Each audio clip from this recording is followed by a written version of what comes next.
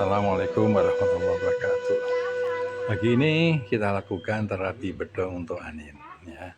Lama sudah kita tidak melakukan terapi bedong untuk Anin ya, karena ada keluhan sering batuk, sering sesak, atau banyak lendir dalam dadanya. Ya, makanya kita lakukan terapi bedong. Terapi bedong ini badannya diikat, dibungkus ya, tangannya diluruskan, kakinya diluruskan, terus dibungkus biar posisi tangan dan kaki dan badan seluruhnya itu dalam keadaan lurus atau dalam keadaan fitrah. Nah, kemudian setelah itu kita gerak-gerakkan. Kita gerak-gerakkan pertama angkat kaki.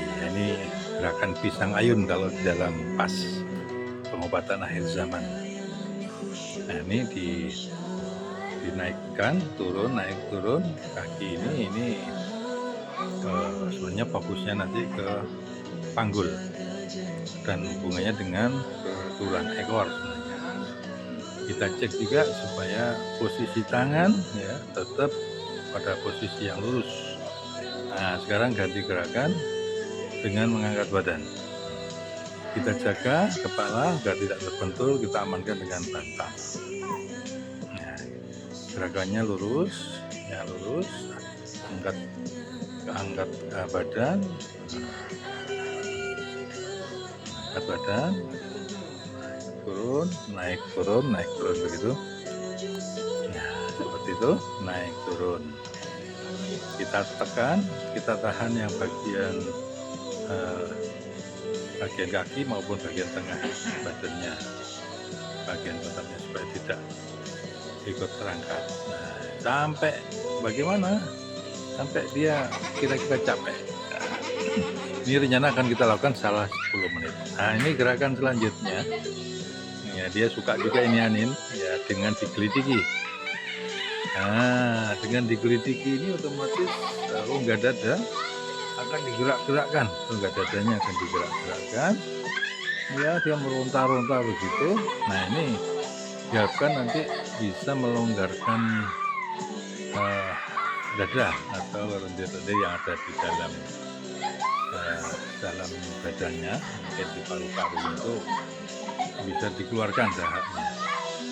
Nah, dengan longgar dada, ya mungkin ya insya Allah batuk bisa mereda. Ya seperti itu. Dan ini gerakan-gerakan yang tadi 3 itu ya kita ulangi lagi. Kakinya, kemudian gerak-gerakkan yang pertama, kemudian yang kedua badannya di naik turun, bangkit, turun lagi, bangkit, tidur lagi. Terus yang ketiga tadi kita gelidiki. Nah, sebenarnya tiga gerakan ini yang biasa kita lakukan untuk terapi ini. Tapi gerakan-gerakan lain sebenarnya masih banyak. Ada yang lain juga. Ini minimal 3. Ini kita gelidiki lagi ini. Tapi sambil kita tekan bagian kakinya supaya fokus gerakannya nanti ada di dada atau di bagian atas badannya. Kita gelidiki sambil kita tekan kakinya, kita tekan bagian bawahnya supaya betul-betul rongga dada yang digerakkannya, karena kanan kiri naik turun. Nah, itu sebenarnya melonggarkan ya gerakan untuk urat-urat atau ketegangan-ketegangan yang selama ini mungkin otot-ototnya itu kaku, ya itu bisa dilenturkan, digerak-gerakkan semacam itu. Ini prinsip daripada terapi bedong.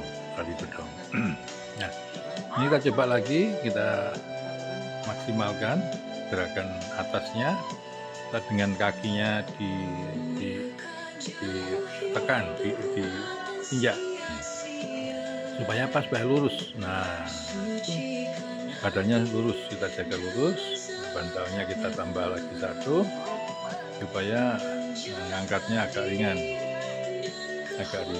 fokusnya nanti ke punggung sebenarnya, ke punggung. Nah, ke punggung. Nah, ini kita duduki kakinya, kita tekan bagian pahanya, kemudian supaya lurus, gerakannya supaya lurus. Nah, seperti itu. Nah, kita lakukan berapa kalinya, ini kita gelitiki lagi. Kita gelitiki lagi dengan posisi seperti itu. Nah, posisi seperti itu agak lurus, tetap lurus. Ya, seperti itu. Digelitiki dari di atasnya, di samping badannya maupun dari bawah badannya kita gelitiki. Nah, bagian perutnya juga kita gelitiki biar dia memberontak kanan kiri atas bawah naik turun begitu. Nah, sampai pegel dia. Nah, sudah menyerah dia. Sudah menyerah. Ini baru 5 menit nih, 6 menit masuk.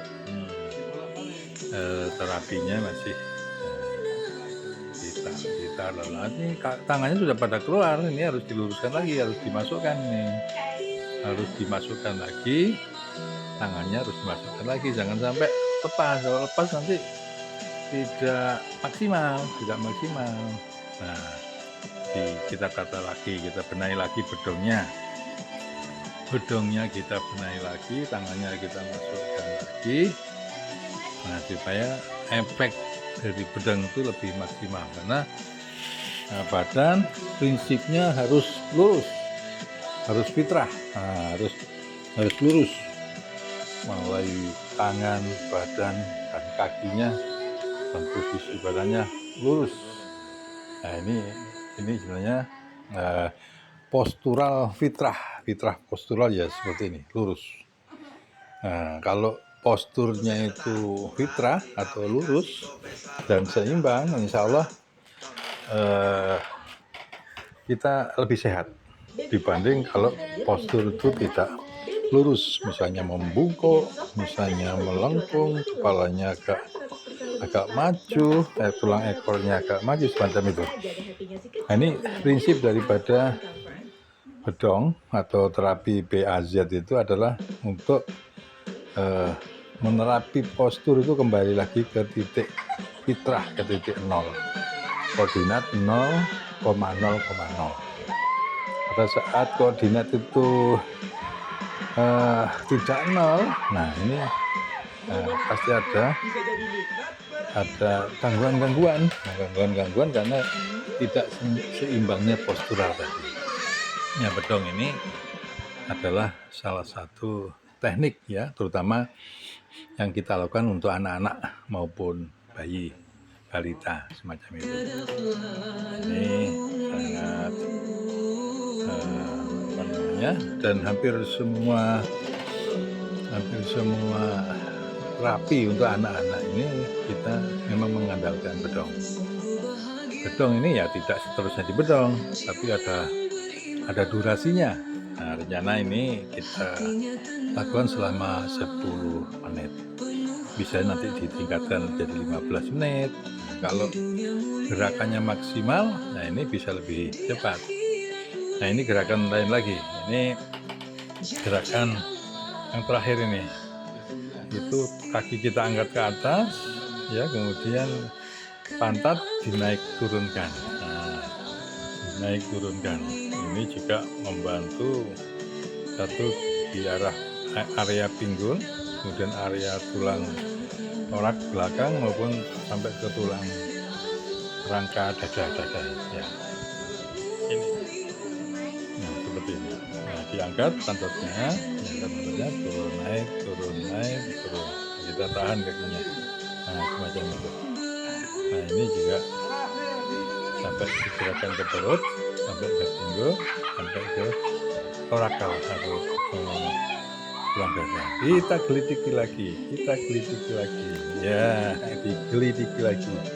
Nah, dari bawah juga, dari atas juga, dari perut juga, dari belakang, ya dari leher-lehernya juga kita kulitiki. Kita kulitiki. Ya, bagaimana Anin? Habis di bedong?